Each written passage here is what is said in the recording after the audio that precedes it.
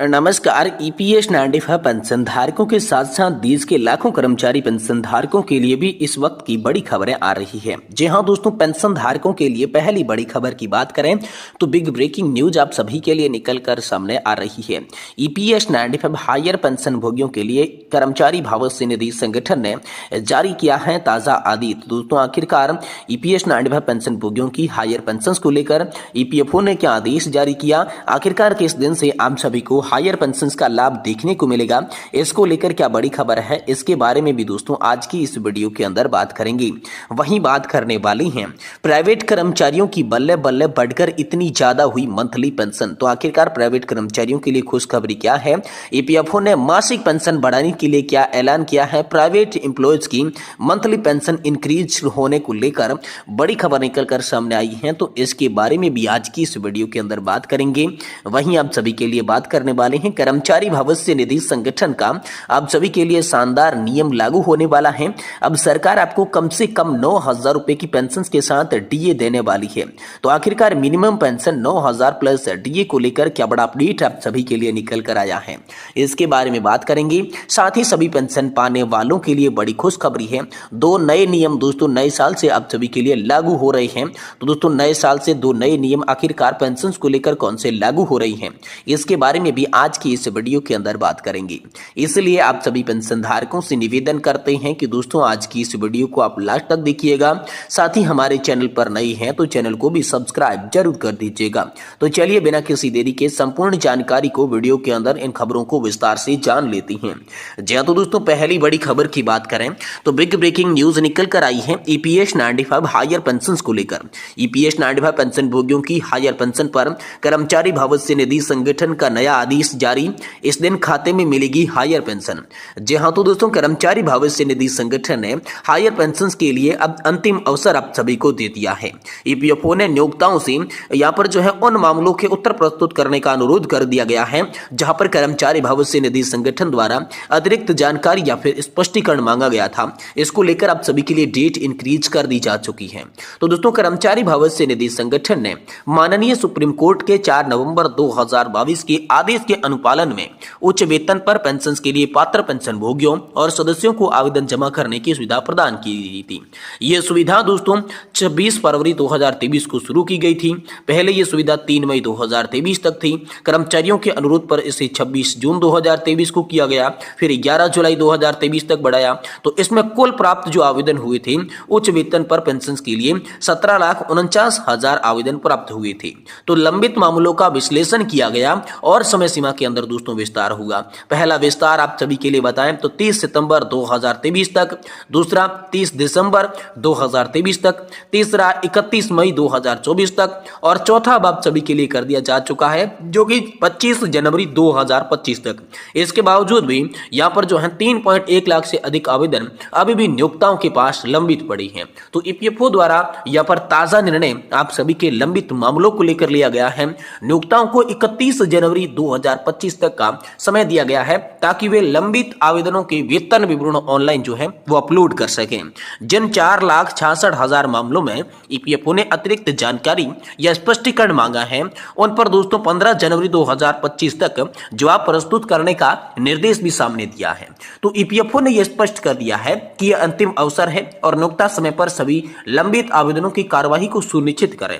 Pension भोगियों और सदस्यों के हितों की रक्षा और न्याय संगत प्रक्रिया करने की दिशा में यह एक महत्वपूर्ण कदम है। ईपीएफओ का यह निर्णय न केवल नियोक्ताओं की जिम्मेदारी तय करेगा बल्कि पेंशन भोगियों को उनके हक के लाभ जल्द उपलब्ध कराने की दिशा में भी एक प्रभावी कदम बताया जा रहा है। तो कर्मचारी भविष्य निधि संगठन के द्वारा आप सभी ईपीएस 95 हायर पेंशन भोगियों के लिए ये लास्ट गोल्डन चांस दे दिया जा चुका है।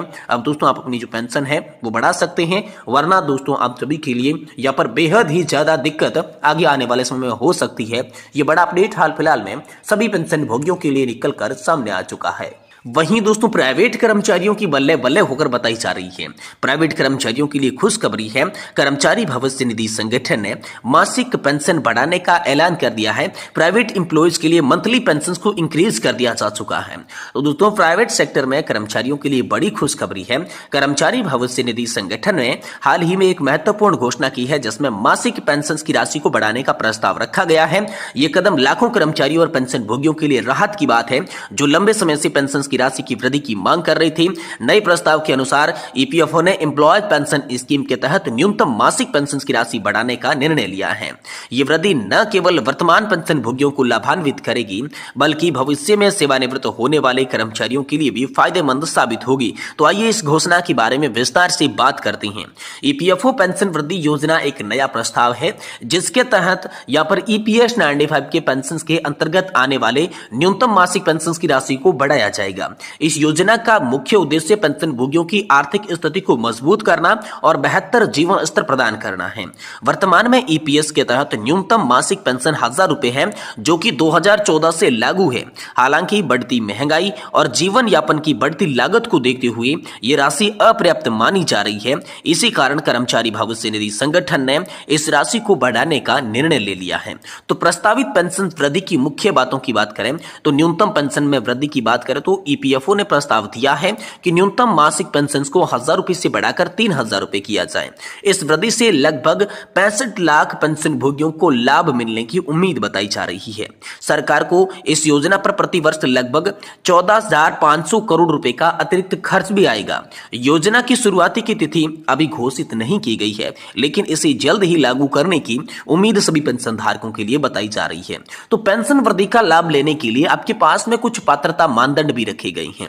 ईपीएस 95 के तहत पंजीकृत होना चाहिए, कम से कम 10 वर्ष की सेवा पूरी होनी चाहिए, 58 वर्ष की आयु पर पूरी कर ली हो तो उसमें यहाँ पर लगेगा। अर्ली पेंशन के लिए मामलों में जो है अलग से नियम लागू रहेंगे और आप सभी का सक्रिय यूनिवर्सल अकाउंट नंबर यानी कि यूएन होना बेहद जरूरी है, तभी ये लाभ आप सभी को मिलेंगे। और वहीं भविष्य की संभावनाओं को लेकर बड़ी खबर आ रही है। कर्मचारी भविष्य निधि संगठन ने पेंशन वृद्धि योजना के साथ भविष्य में कुछ और सुधार करेगा, जिसके भी संकेत मिल चुके हैं। तो दोस्तों पेंशन फॉर्मूले में बदलाव को लेकर संकेत मिला है कि वर्तमान पेंशन गणना के फॉर्मूले में संशोधन किया जाएगा, यह संभावना जताई जा रही है। वहीं दूसरा है डिजिटल पेंशन वितरण, यानी कि पेंशन वितरण प्रक्रिया को पूरी तरीके से डिजिटल कर दिया जाएगा, यह भी संभावना है। और फ्लेक्सिबल पेंशन विकल्प यानी कि कर्मचारियों को अपनी पेंशन योजना चुनने का स्वतंत्र अधिकार प्रदान किया जाएगा, यानी कि फ्लेक्सिबल पेंशन विकल्प भी पेंशन धारकों को दिया जाएगा, कर्मचारियों को दिया जाएगा। तो भविष्य की संभावनाओं के अंदर ये 3 प्रकार की आप सभी की संभावना है, जिसमें पेंशन फॉर्मूले में बदलाव होगा, पेंशन की पूरी प्रक्रिया डिजिटल रूप से की जाएगी और फ्लेक्सिबल पेंशन विकल्प आप सभी पेंशन धारकों को मुहैया कराई जाएगी। कर्मचारी भविष्य निधि संगठन के द्वारा ये बड़े अपडेट हाल फिलहाल में आप सभी के लिए निकल कर आ रही है। वहीं दोस्तों सभी पेंशन पाने वालों के लिए बड़ी खबर है। 2 नए नियम जो हैं वो दोस्तों 2025 से ही आप सभी के लिए लागू है। बुजुर्ग पेंशन धारकों के लिए बेहद जरूरी सूचना है। इन 2 नियमों का पालन करने पर आप सभी को समय पर पेंशन मिलेगी, वरना दोस्तों समय पर पेंशन से आप वंचित रह सकते हैं। तो भारत में हाल ही में एक महत्वपूर्ण भारत सरकार ने घोषणा कर दी है कि जो लोग लाखों बुजुर्ग, विधवाओं और दिव्यांग व्यक्तियों के जीवन स्तर को प्रभावित करेगी, ये घोषणा विधवा पेंशन, दिव्यांग पेंशन, वृद्धावस्था पेंशन से संबंधित है, जिसमें पेंशन की राशि के अंदर दोस्तों वृद्धि की गई है और हर तिमाही के अंदर आप सभी को 4500 रुपए की पेंशन देखने को मिलेगी। यानी कि आप सभी की पेंशन की राशि में बढ़ोतरी करने का यह बड़ा फैसला लिया गया है, जो कि 2025 से ही आगे आने वाले समय के अंदर आप सभी के लिए लागू होने वाली है। कर्मचारी भविष्य निधि संगठन का यह बड़ा ऐलान हाल फिलहाल में देश के सभी बुजुर्ग पेंशन धारकों के लिए निकलकर सामने आ रहा है।